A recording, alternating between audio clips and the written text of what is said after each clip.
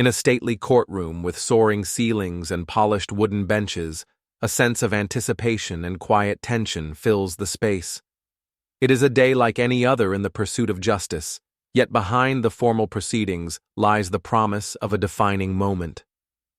At the center of it all sits Judge Thompson, a distinguished and resolute black jurist whose reputation for unwavering commitment to fairness precedes him. Dressed in traditional robes that command respect, his steady gaze reflects the wisdom of years spent upholding the law and the courage to challenge injustice whenever it arises. The courtroom is filled with an eclectic mix of spectators, jurors, and legal professionals, all gathered for what is expected to be a routine hearing. Soft murmurs ripple through the crowd as people exchange glances and whispered observations. There is an undercurrent of expectation, though few suspect that the stage is set for a confrontation that will soon redefine the boundaries of decorum and fairness in this revered hall of justice. As the proceedings begin, the case on the docket appears straightforward, a dispute over contractual obligations between two parties. However, tension mounts when the opposing counsel, Mr. Richardson, a lawyer notorious for his racially charged remarks and overt prejudice, takes the floor. His tone is haughty and dismissive, and his words, delivered with thinly veiled contempt, send a chill through the room. The air grows heavy as his statements hint at an underlying bias, and a murmur of discomfort rises among the attendees. All eyes shift to Judge Thompson as he listens intently, his expression composed yet alert. The judge's presence radiates an unspoken authority. His measured silence speaks volumes even before he utters a single word. In that charged moment, the courtroom stands on the precipice of an unexpected turning point. Every detail, the subtle tightening of the judge's jaw, the steely glint in his eyes, betrays his readiness to confront the rising tide of injustice. Unbeknownst to many, this is the moment when personal conviction intersects with professional duty. The stage is now set for Judge Thompson to stand up, not only for the principles of the law, but for the dignity of every person who walks into his courtroom. His calm, unwavering resolve promises that prejudice will not be tolerated under his watch. The anticipated routine proceeding is poised to become a landmark event, one that will silence the courtroom with its moral clarity and force every observer to re-examine what true justice means. Thus, as the formalities continue, the atmosphere is charged with the silent promise that in this sacred space, no act of bias can go unchallenged. The courtroom, once expected to be a venue for routine legal debate, now becomes the arena where the true mettle of justice is tested. In the midst of the trial, as Judge Thompson maintained his composed authority and the proceedings unfolded with a measured pace, a palpable tension began to build in the courtroom. The atmosphere was already charged with anticipation and the silent hope for justice, when Mr. Richardson, a seasoned lawyer whose reputation had long been tarnished by controversial and insensitive remarks, took center stage during cross-examination. As he questioned a key witness, his tone shifted from professional inquiry to something far more venomous. Leaning forward with a predatory intensity, Mr. Richardson's eyes locked onto the witness, whose testimony had already started to unsettle the opposing counsel's narrative. It was then that, in a moment that seemed calculated to provoke and demean, he delivered a line that cut through the room like a knife. His words, steeped in overt racism and disdain, were aimed directly at undermining not only the credibility of the witness, but also the integrity of the court itself. With deliberate cruelty, he insinuated that the witness's cultural background rendered her unreliable, a remark that left little doubt about his prejudice. The effect was immediate and jarring. A collective gasp rippled through the courtroom as his words reverberated off the high ceilings and polished wood panels. Faces in the audience turned towards him in shock and dismay. Some jurors shifted uncomfortably in their seats, while a few legal professionals exchanged disapproving glances. The witness, visibly shaken, struggled to maintain her composure under the weight of the derogatory remark.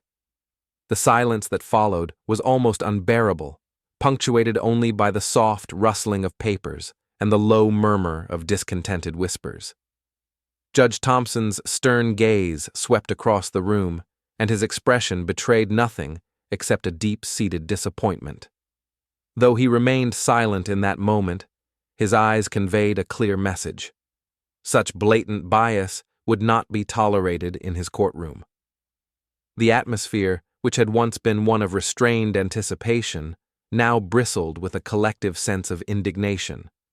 It was as if the entire room had momentarily united in condemning the hateful words that had been spoken.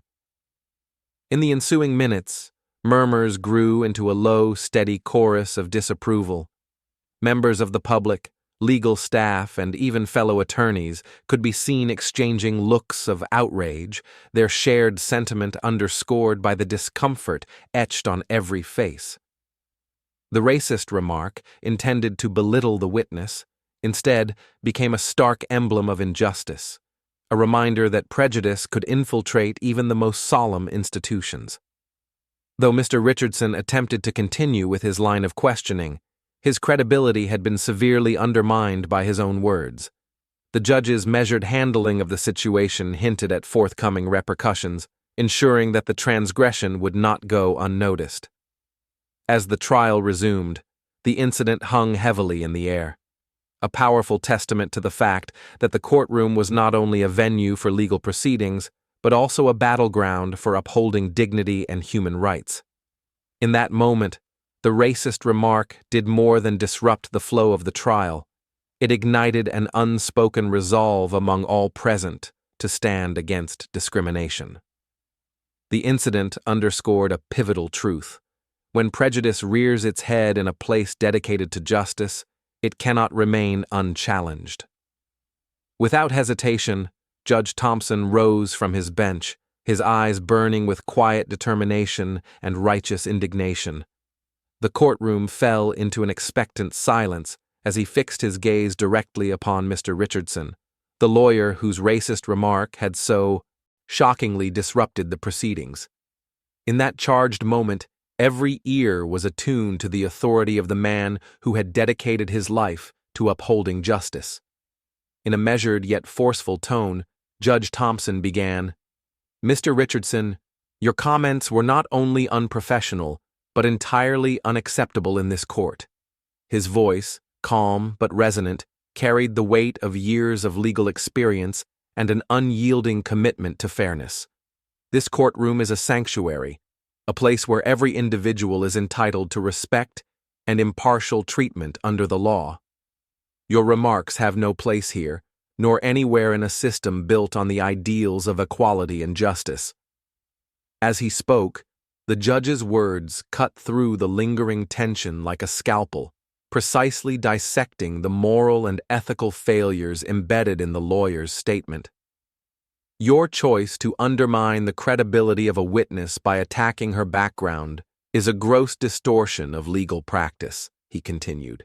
It is not only an affront to the integrity of our judicial process, but also a deep insult to the principles upon which our society is built. Racism, in any form, is antithetical to the values of this court. The judge paused, allowing his words to echo through the silent room. Every face in the courtroom reflected a mix of relief and respect for the courage it took to stand against such prejudice. Judge Thompson's eyes remained fixed on Mr. Richardson as he declared, "Let it be known, from this day forward, that any attempt to inject racial bias or hatred into these proceedings will be met with immediate and decisive action. I will not tolerate any behavior that undermines the dignity of this courtroom, or that seeks to divide us based on race, creed, or color." His tone softened slightly, yet the firmness in his voice did not waver. "We are all here in pursuit of truth and justice," he said. "It is our duty, each and every one of us, to ensure that every voice is heard and every testimony is evaluated solely on its merit. Your prejudiced words have not only disrespected the witness, but they have also tainted the sanctity of our shared commitment to equality. Judge Thompson's rebuke was both a personal admonishment and a broader declaration to everyone present. This court stands as a testament to the belief that justice must be blind to prejudice. When we allow hate to seep into our deliberations, we betray the very essence of what it means to serve the public good. I am here to remind you that while you may represent the law itself represents the people, and the people demand fairness and decency. His words, imbued with a quiet yet unyielding resolve, sent a clear message. The integrity of the judicial system was not negotiable. Let this serve as a reminder, Judge Thompson concluded, that every participant in this court is bound by a duty to uphold the values of respect and impartiality. Any deviation from these principles is not only a personal failing, but a betrayal of the community's trust. Prejudice, in all its forms, will be met with the full force of the law, and it will be silenced here. In that moment, the judge's unyielding response transformed the atmosphere of the courtroom. His words were not merely a reprimand, they were a declaration of moral clarity and an affirmation that the pursuit of justice must remain untainted by personal bias. As the courtroom absorbed his resolute stance, a renewed sense of order and dignity settled over the room, a testament to the fact that when prejudice is challenged, the true spirit of justice prevails. As Judge Thompson continued to speak, his voice grew steadier and more resolute, carrying the weight of decades spent upholding justice and the unwavering belief that the law must serve every individual with impartial dignity. Every syllable he uttered seemed to imprint itself upon the very air, casting a spell over the courtroom. The atmosphere, once charged with tension and murmurings of discontent, now felt laden with a gravity that drew every eye and ear into rapt attention. "Let me be clear," he began, his tone measured yet forceful. "This court is not a forum for the expression of personal prejudices. It is a sanctuary where equality, dignity, and the rule of law are the pillars upon which we stand. Here, no voice shall be diminished, no witness belittled, and no individual's worth be judged by the color of their skin or the depth of their heritage." Each word resonated as if it were a command, compelling even the most skeptical onlookers to pause and absorb the magnitude of his message. He spoke of a society built on fairness, a society in which every person is entitled to the full measure of respect and justice. The law is a living covenant between the people and the institutions meant to serve them, he continued, his voice deepening with conviction. It is our collective duty to ensure that these institutions remain untainted by bias and remain steadfast in their commitment to protect the vulnerable. When prejudice seeps into our legal process, it corrodes the very foundations of our democracy. The judge's words rippled through the room, each phrase punctuating the silence that was slowly enveloping the courtroom. Even those who had harbored doubts or who had previously muttered under their breath found themselves compelled into silence by the force of his conviction. In that moment, the judge's message was more than a rebuke. It was a powerful declaration of the moral integrity of the legal system and a reaffirmation of its promise to every citizen. "Today," Judge Thompson declared, "we bear witness not only to a breach of professional conduct, but to an affront against the ideals that bind us as a community. This courtroom, this chamber of justice, stands as a testament to our shared belief in equality. I will not allow hate, nor will I tolerate any expression of racial bias, to undermine the sanctity of this institution." His words were clear and uncompromising, echoing off the high walls and into the hearts of everyone present. As his speech continued, there was an almost tangible shift in the mood of the room. The murmurs of dissent and the uneasy shuffling of feet were replaced by an overwhelming hush. The judge's steady gaze moved slowly across the assembly of jurors, attorneys, and spectators, each face reflecting the transformative impact of his words. For a brief, profound moment, the entire courtroom was united in silence. a collective pause where every individual contemplated the powerful reminder that justice must be blind to bias and inclusive of every human life. He paused deliberately, allowing the silence to deepen, before adding, "Let this be a lesson for all who sit within these walls and beyond. The power of the law is not measured by the authority it wields, but by the fairness it dispenses." In this court, in this moment, we recommit ourselves to a future where prejudice is met with unyielding opposition, and where every act of injustice is met with the full force of the rule of law. With that final statement, Judge Thompson's voice fell silent, leaving behind an atmosphere so charged with the spirit of justice that it seemed to envelop every corner of the room. The silence that followed was not one of discomfort or resignation, but of deep, collective understanding. In that stillness, the magnitude of his declaration was fully absorbed, a reminder that true authority lies in the courage to stand against injustice and in the unwavering commitment to uphold the dignity of every human being. Caught completely off guard by Judge Thompson's unwavering stance, Mr. Richardson's confident facade began to crumble in an instant. The courtroom, already charged with the judge's powerful admonishment, seemed to close in around him as his carefully constructed authority unraveled before the eyes of everyone present. For a moment, the lawyer's usual bravado dissolved into a disoriented panic. Richardson's eyes widened as he searched the room, desperately looking for any sign of support or an ally who might rescue him from the overwhelming scrutiny. His voice, once steady and assured, faltered as he attempted to speak. A stammer escaped his lips, an awkward, halting series of words that barely registered in the charged silence. The judge's incisive words had not only silenced the room, but had left Richardson visibly shaken, his carefully rehearsed arguments rendered meaningless under the weight of righteous condemnation. In that fraught moment, his gaze darted around the courtroom like a trapped animal seeking escape. His eyes flicked from one stern face to another, jurors, fellow attorneys, even a few spectators whose expressions blended disbelief and quiet outrage.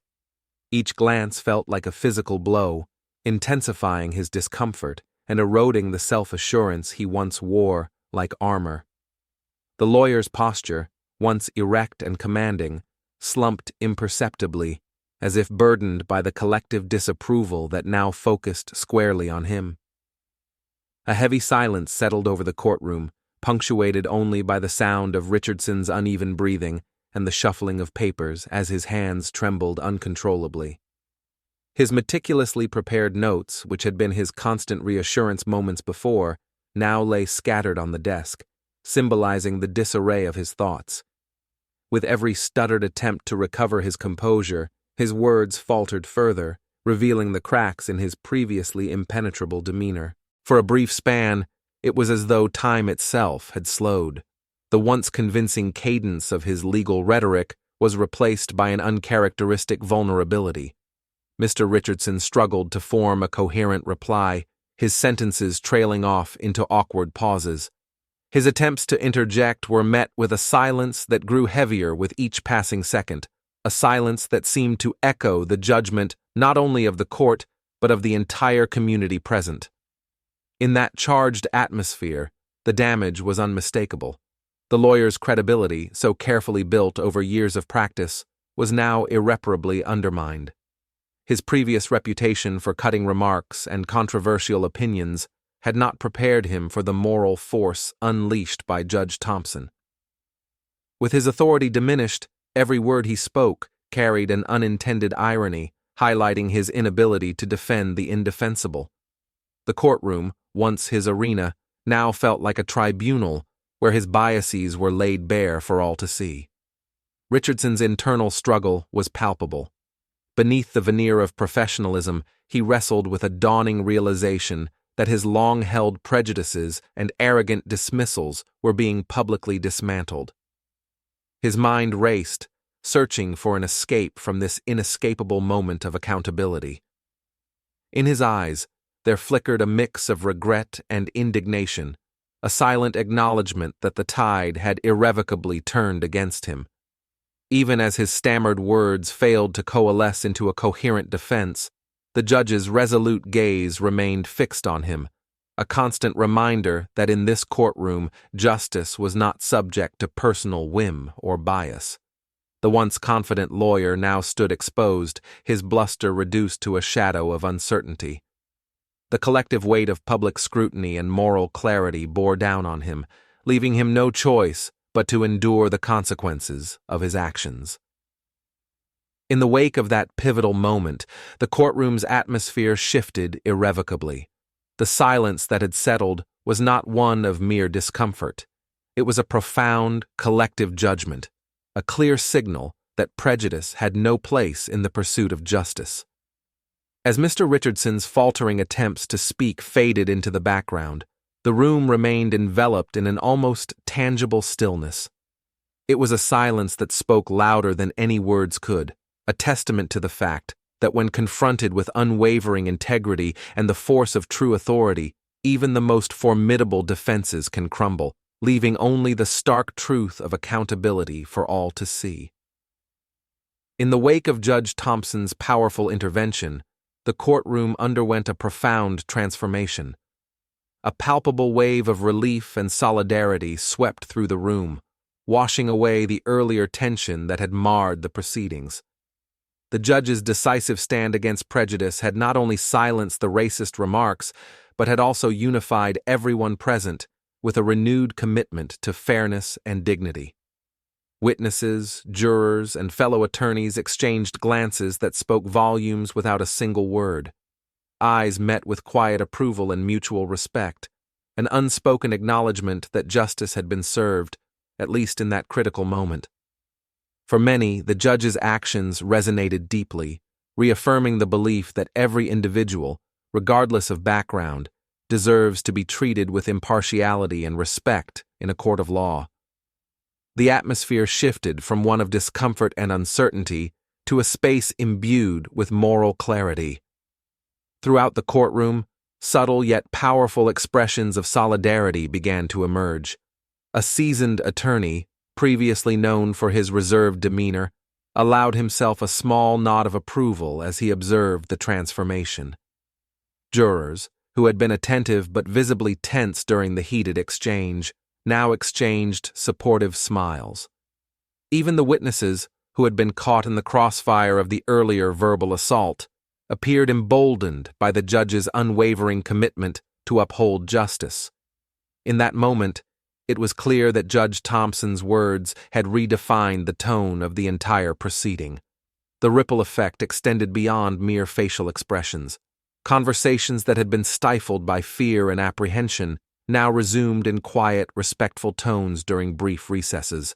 Lawyers who had once maneuvered cautiously around the sensitive subject of racial bias found themselves discussing the implications of the judge's intervention with newfound candor. They spoke about the importance of maintaining a courtroom environment where every voice is heard and where the principles of equality are not just theoretical ideals, but lived realities. Even those seated in the public gallery, members of the community who had gathered to witness the legal process, felt the change. Their attentive silence was punctuated by hushed whispers of admiration for the judge, whose actions had not only rebuked the hateful words, but had also sent a clear message. Prejudice has no home in the pursuit of justice. This collective sentiment served to reinforce the courtroom's reputation as a sanctuary of fairness, a place where every individual could expect to be treated with dignity. As the trial resumed, the renewed sense of purpose permeated every facet of the proceedings. The judge's intervention had set a precedent, a reminder that the courtroom was a place where justice must remain untainted by personal bias. This shift in energy was both a relief and an inspiration to those present, signaling that the ideals of equality and respect were not merely aspirational, but achievable and enforceable. The collective response was a powerful affirmation that when injustice is challenged, it is met with an equally strong force of moral resolve. In that charged atmosphere, the courtroom was no longer just a venue for legal proceedings, It had become a microcosm of the broader struggle for social justice. The ripple effect of the judge's steadfast stance served as a beacon, inspiring everyone to hold fast to the values of fairness and compassion. In that moment, the entire room was united by a profound understanding. When each individual stands up for what is right, the pursuit of justice becomes an unassailable force, capable of transforming even the most challenging environments into spaces of hope and collective strength. In the days that followed the landmark courtroom incident, Judge Thompson's bold stand against racism emerged as a defining moment within the legal community. Though the case continued to unfold on its merits, the judge's resolute action quickly became emblematic of the broader struggle to uphold equality and integrity within the judicial system.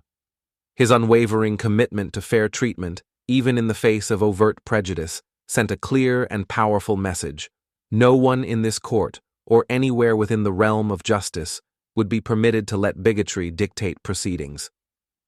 The impact of his intervention resonated far beyond the confines of that particular trial. Legal professionals, jurists, and scholars began to discuss the event as a pivotal turning point, a reminder that true authority in the courtroom is built upon respect, courage, and an unyielding commitment to what is right.